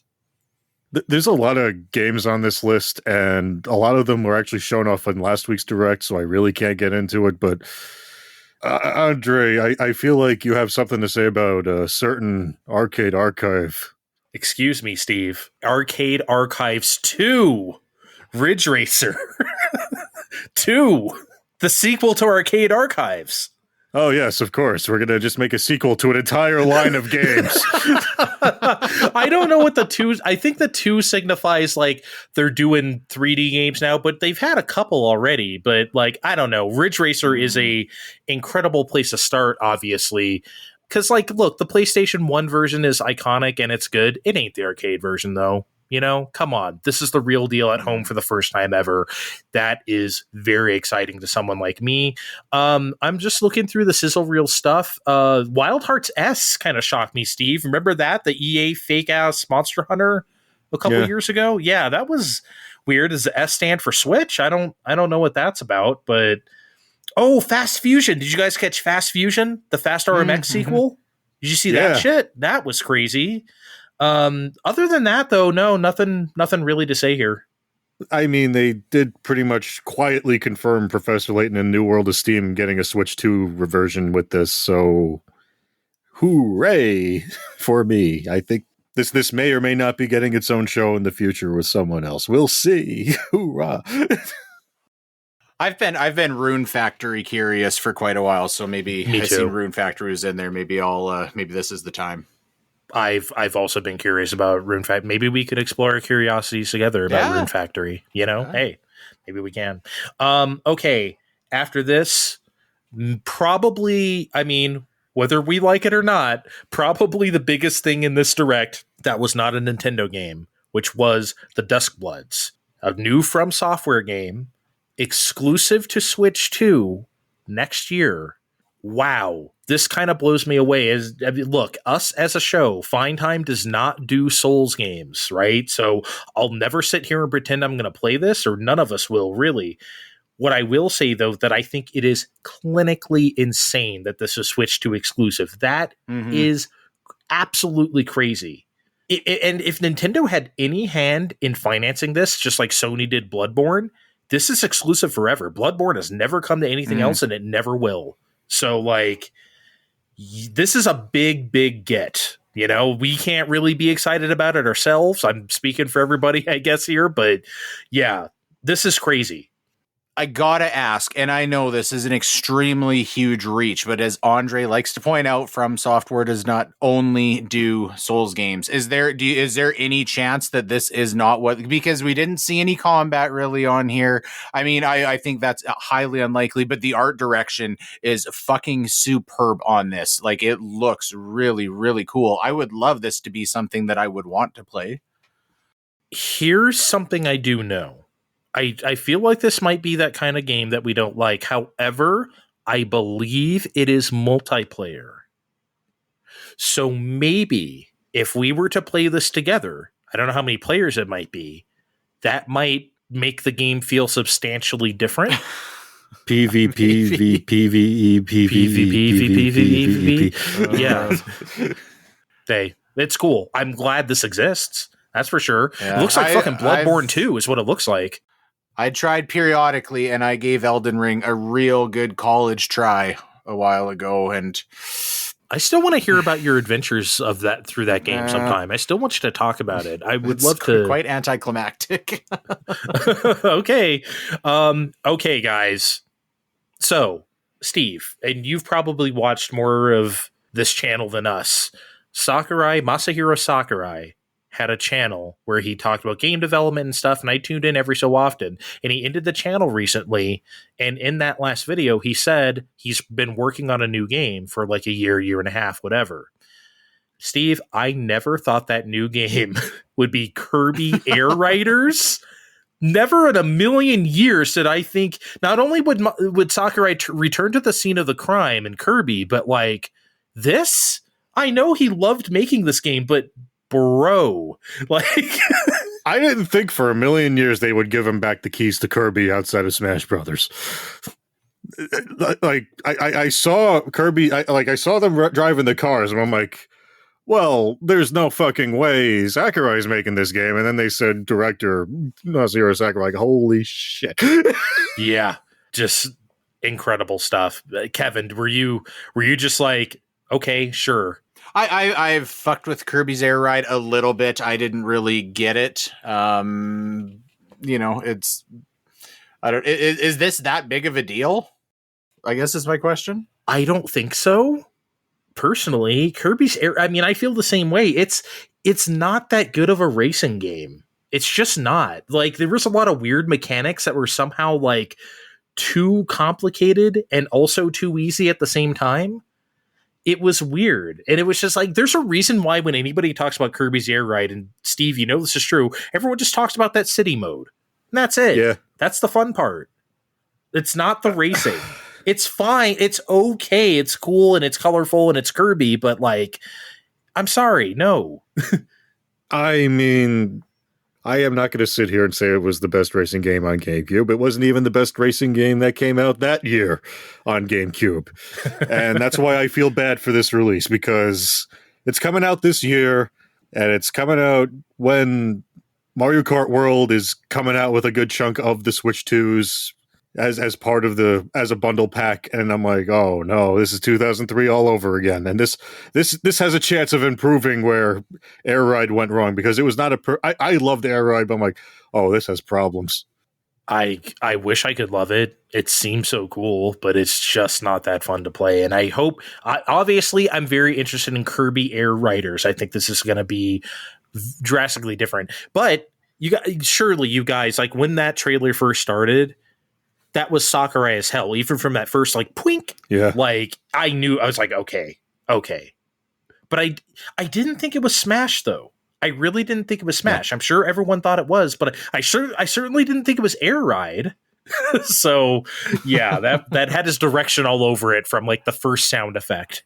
Yeah, they got me. I did think that was Smash. Did you? Okay. Nah. I think Smash is going to be another Switch 2, whatever we're calling it, release sometime in the future, but we'll see. What can they do outside of, like, the performance kind of sucks in 8-player mode? I mean, like, I don't really know what can be enhanced there. A few more characters and levels. He would never. He can't. Well, no, but I mean, not on Switch, but on Switch 2. Okay. It would not be the end of the world if there was no Smash on Switch 2. Me too. We agree on that. We feel the same. I want something drastically different. I love Smash, and I've loved Smash its entire existence. I want something different. I want the next Smash to be not this. Okay, we're at the end now of this direct. They ended on a little thing called Donkey Kong Bonanza. Guys, I'm already speechless. We haven't even started yet. I don't even. Wow. Can someone else start? Steve, please talk about. Have you ever heard of Donkey Kong?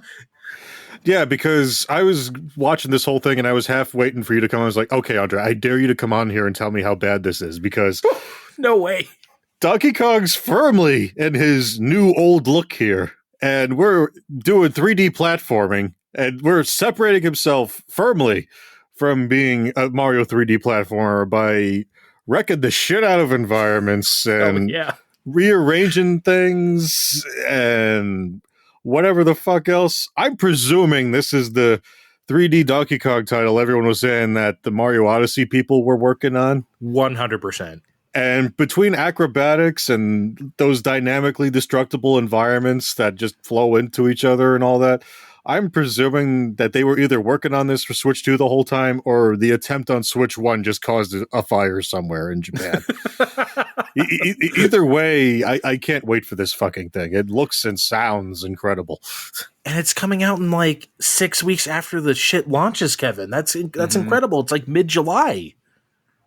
Yeah, but they are making Donkey Kong wear pants, so it's obviously going to be a massive fail. Okay. I think Donkey Kong was born free and should remain free.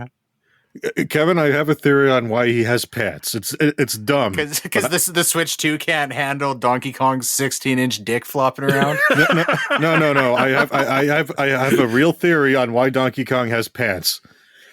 Right before the end of the trailer, before they show us the release date, Donkey Kong isn't wearing pants, and a boulder drops on his head, and he gets knocked out by it.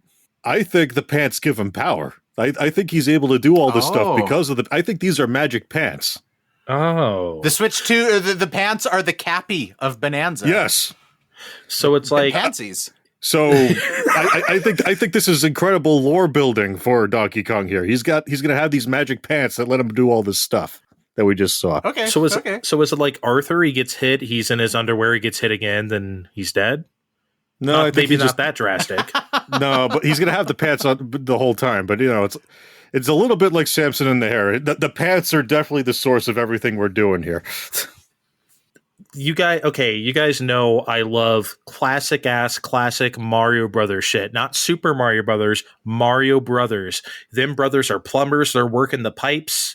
They're getting rid of turtle shells and fireballs and stuff underground. I love Mario is the best when it's working man shit. And the movie understood this too, which is why the movie's great.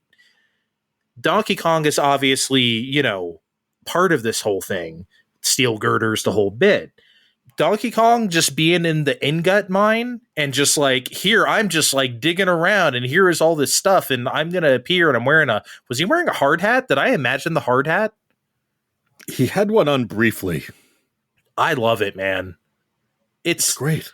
This is it. That's the heart and soul of Donkey Kong and Mario, man. That is just, and Super Mario Odyssey obviously, again, reconfirmed this aspect with the whole new Dog City thing and etc. So the new design is fucking fire. I will not have anyone say anything bad about this design.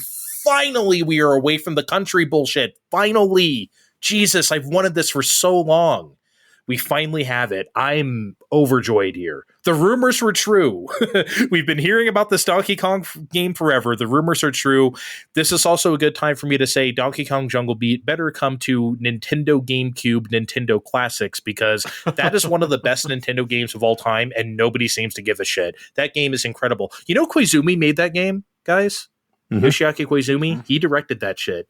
That man's a genius. Anyway, damn, I was blown away by Donkey Kong Bonanza.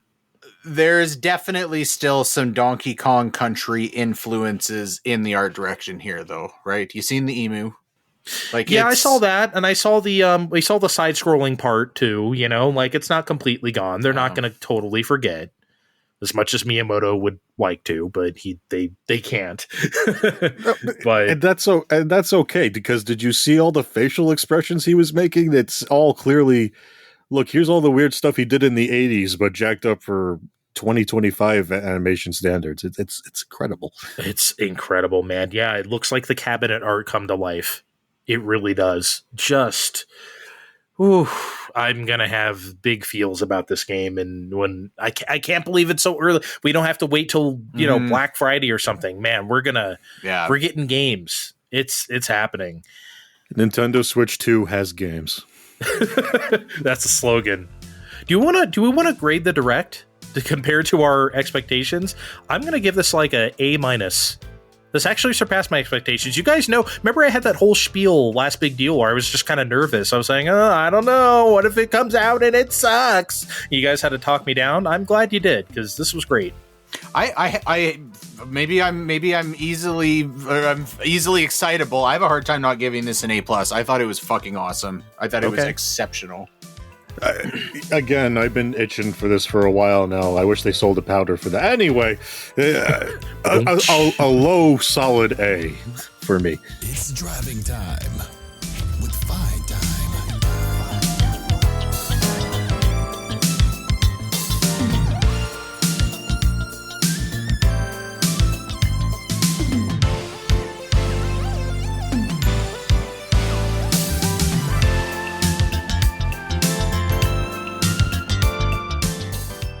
I'm amazed that nothing leaked, huh?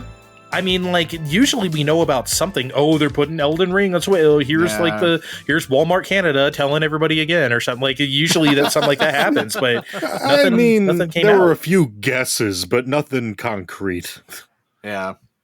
Yeah, but usually it's like, oh, guys, it's called Mario Kart World or something. Like, usually something comes out, you know? But nothing came out, which was excellent. What did you guys think of our new 3 presenters? We didn't have the usual people from the Switch era. We had the 3 people who designed the Switch. And I'll say their names now. There's Koichi Kawamoto, the producer of Nintendo Switch 2, Takuhiro Dota, the director of Switch 2, and Tetsuya Sasaki, hardware design lead of Switch 2. They had the hardware guys actually like kind of front and center, which is like, you know, no Shinya Takahashi, no Yoshiaki Koizumi, no Miyamoto, no nothing. So it's kind of different, I think. I liked it. It gave it a whole fresh new feel. I was just going to say, I feel like we were a little bit on the money a while ago. It was fresher to see them, but I feel like this was a more business forward presenting set of guys for a more straightforward Nintendo. A while ago, we were lamenting about, oh man, where are the Reggies?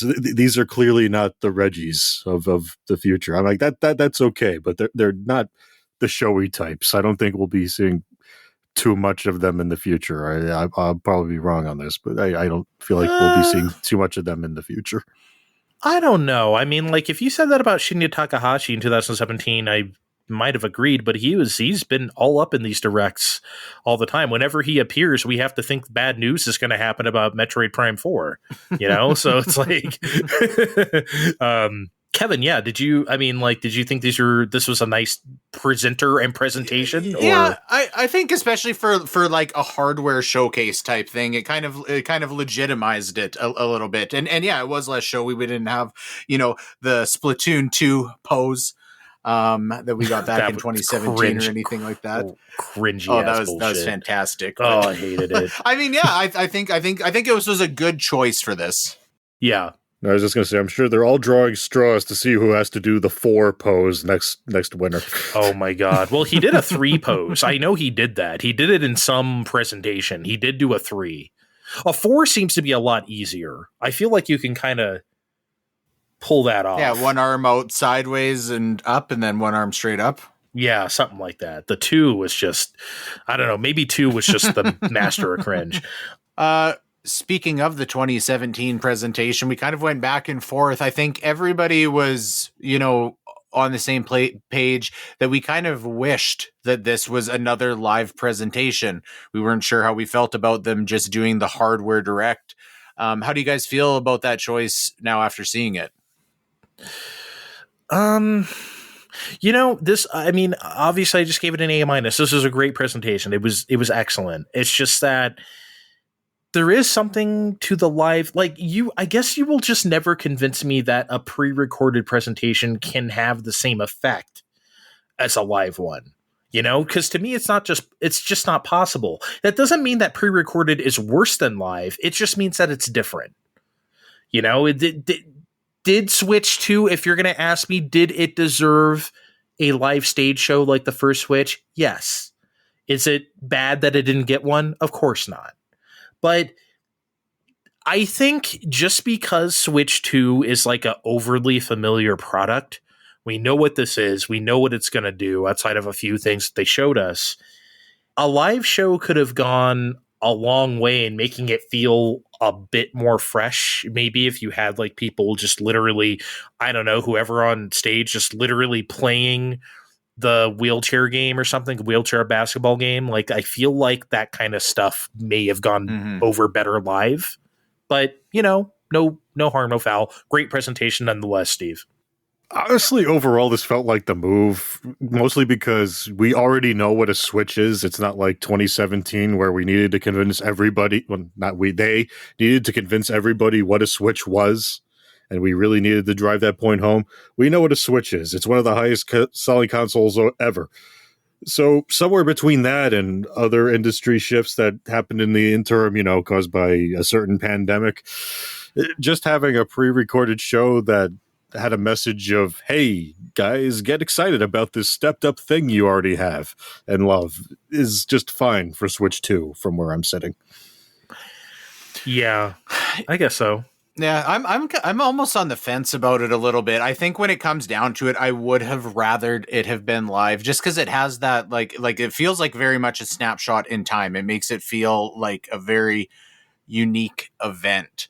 In 20 years, if I think back to this, I'm not going to remember this like I'm going to remember the 2017 presentation. That really had its own identity. But I think the pacing here today was like a masterclass in pacing. Yeah. There was no lulls. Nothing felt rushed, right? We think back to the 2017 presentation. They had the EA sports guy come out, right? And like, he thought he was too cool to be there. And like, Bill Trinan had to translate, and that was like that. There was a major lull in that show, and there were some like awkward moments. I don't think it's surprising that this got, a massive amount of priority being for new hardware. I think that this might be the best direct of all time. It's hard to give it too much shit for not being live. But when it comes down to it, I don't think this was as good as the 2017 presentation. I think that, as far as like really any Nintendo type demonstration or showcase, the 2017 one is like king of the mountain. I think I agree, but for the era we're in now and the things we have to show, because like now we don't have to explain what HD Rumble is, right? Or we don't have to explain like certain things, right? That, you can do motion controls with the Joy-Con. You don't have to explain that stuff. It's going to, by nature of it, not just being live or not, it's going to be a different type of presentation. So you focus on different stuff. So, at the time that stuff is new and exciting, now it's old hat, which is, by nature, it's not going to feel the same. So, which is fine. You can only have that presentation once. So, okay, I have another question. Was there anything that you guys felt was missing from this that should have been there, whether it be like presentation content or just games or software? I think there should have been one more Nintendo game. Because if you, again, going back to 2017, you think about, like, we can name them all: Splatoon 2, ARMS, Mario Odyssey, Fire Emblem Warriors. Like, there just seemed to be a lot more of those, which is, look, you don't have to have the exact same amount of games, but I think just like one more, not even necessarily bombshell Nintendo game. I'm not saying there should have been like a Smash or a new Zelda or something, but like, I don't know, if they had just hinted at, there's a new Kirby platformer coming in 2026 or a new Yoshi platform, something like that. I think like one more thing would have been cool. But, not the end of the world, Steve. Just a little tease. Yeah.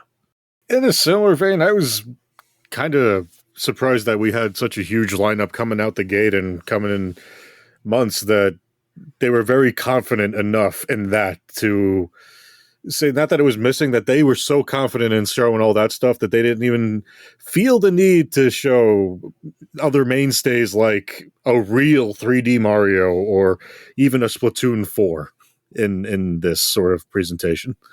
They said, nah, you don't need that stuff for now. Yeah, it is interesting because, like, I mean, look, very different time, practically a lifetime ago, but in 2001, it was like, okay, we're launching with Luigi's Mansion and Wave Race, and Pikmin's coming, and Smash is coming. Okay, sure. This is before Smash was nearly as big of a deal as it is now.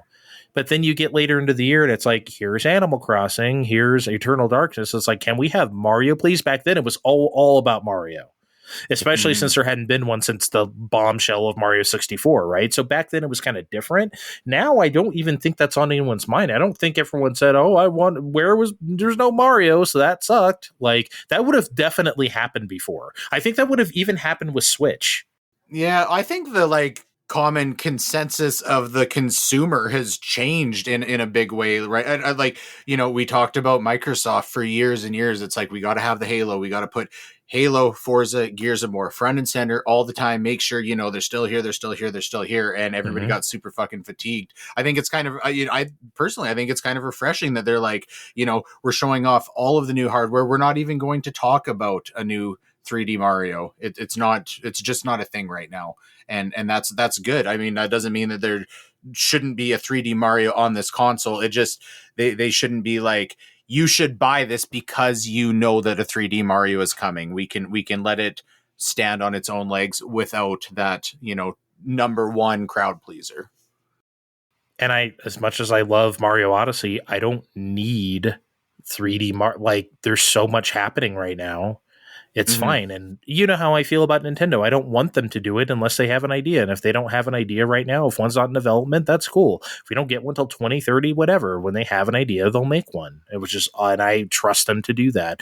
I don't need them to just shit out Odyssey 2 made of leftovers because they feel like it. If they do, then fine. I love Galaxy 2, right? But like, we don't always have to have that. You know what I would have liked to see? I would have liked to see that, real casual, family-friendly, kind of wacky, maybe not 100% necessary title. Not that I wanted to play it, but I just maybe wanted to see, like, the 1-2 switch parallel here, because it just feels like it's part of the thing now. I feel like that's the stupid welcome. I keep wanting to say Welcome Park because I can't actually remember what it's called. I feel like it's that. I feel like that's it this time. In a way, but it just, like, that doesn't have the, I don't know, that's not like the thing that like grandma wants to pick up and play. Absolutely not. Between that and Dragon Drive, I think those were the vibes they were trying to make with those, like, oh, by the way, here's the casual games, but you need a Switch. You need like a Switch Sports though, right? You need like, which Kevin is not convinced sold any copies. You need like a, something like that, because otherwise, I don't know. Clubhouse games Switch 2, guys. Come on. All right. So we got to talk about this. Okay. This might be a doozy going forward, but we'll see. As of right now, we know that Mario Kart World is listed at $79.99 US MSRP on the official website. So that's real. Mario Kart World's going to cost $80. Oh my good Lord. What else do I say, guys? Give me your hot takes. Who wants the hot take first, Steve? Okay. I've been poking around a few retailers over the course of the day and right before this show. Donkey Kong, Bonanza, and a few other games are hopping around between that $60 to $70 to $80 price point. And I think this just illustrates what we've been saying for a while now, that we're kind of going back to what we saw in the 90s, where different games are going to cost different things here out.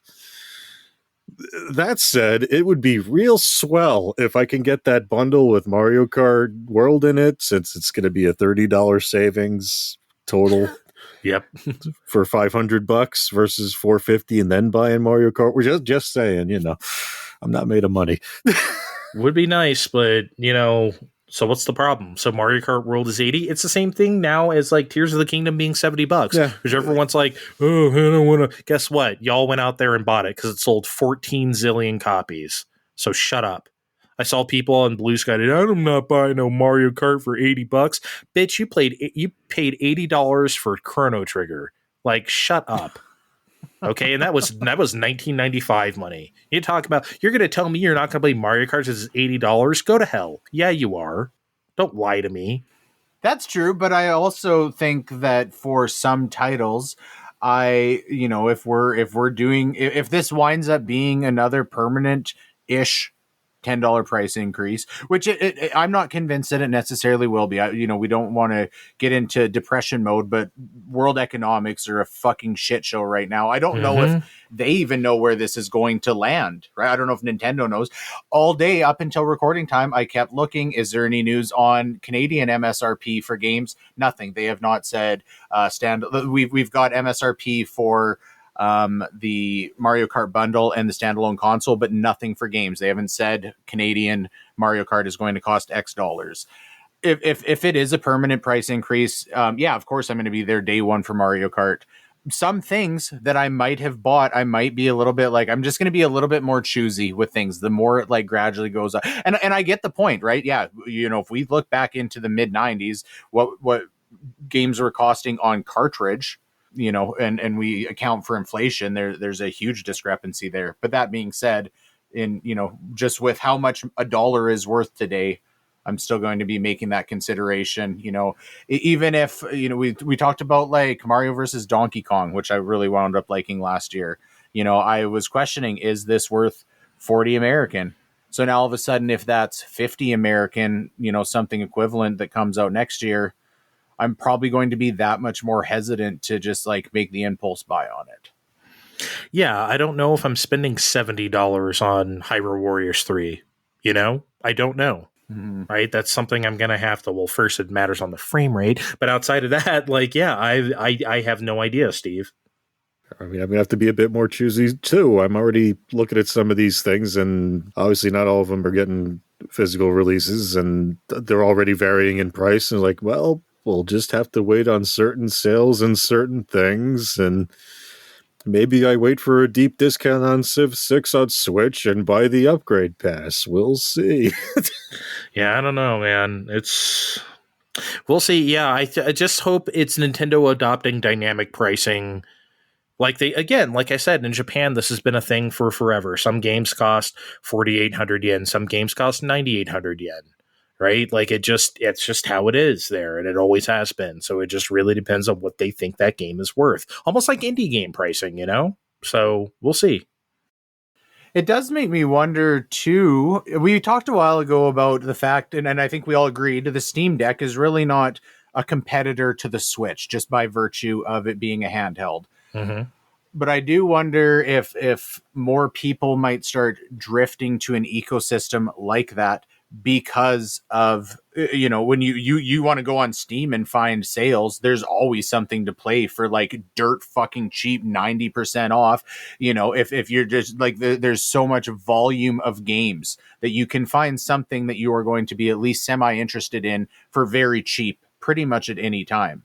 So as a competitor in that way, that kind of like economic ecosystem might be more appealing as we see things just continue to get more and more expensive in, traditional console games. Right. That is true. I mean, if you just want like general games, it's like, yeah, the Steam Deck kind of just pays for itself considering how stuff cheap is on Steam. Right. But can't play Mario Kart. Right. So I was just about to say, for adults, yes, they might start gravitating towards Steam Deck, but people with families are going to want to play Mario Kart, and that's not officially on Steam. I mean, people who are almost 43-year-old men who are single also want to play Mario Kart, and I'm getting a Switch too. So, this single 30-something man is also going to buy a Switch too, so... And that market is always going to be there, but I think there's a segment of the market that bought the Switch because, we're interested. Mario's cool. We had good memories of that, but they're not the same people that are like, we need to have the fucking new Nintendo thing day one, or we're going to lose sleep about it. Those are the people that might be more prone to jump and ship just to play something. Are we all Nintendo Switched 2'd out? Do we have anything else left? I have a confession I need to make before we go. You guys aren't going to like it. You could see people playing the Switch 2 in the Direct today, and the emotion I felt at one point was that looks uncomfortably large. I wish it was a little bit smaller. I'm still there. Kevin. This is your worst take. This is your absolute worst take on this show. It still is. I don't think you're going to top this. Go back to Canada, Kevin. And I guess we'll see when I have it in. We'll see when I have it in my hand. But I feel like there is a chance I'm going to hold it. I'm going to be like, man, just a littler would be nice. That means you're going to have to become a tabletop bitch like me. Maybe I will. In 2 years, you can secretly buy your son the Switch 2 Lite, but it'll really be for you. Switch 2 Lite. He has enough. He's been saving up for 2 years. He has enough money to buy the Switch outright today. Wow, he is into this. Good for him. Oh, he's invested, literally. All right. So we got to do 2 pre-orders. Jesus. Okay, good luck with that. I'm gonna try to get a retail, or we'll see. I'll try to get as many pre-orders as we can, just to spread them around between the three of us. I think we're spent, though. That is a lot of switching. Wow. Thanks for listening, everybody. If you made it through this entire thing, check the description of this podcast to find our links on social media, and we'll see you next time. Bye. You've been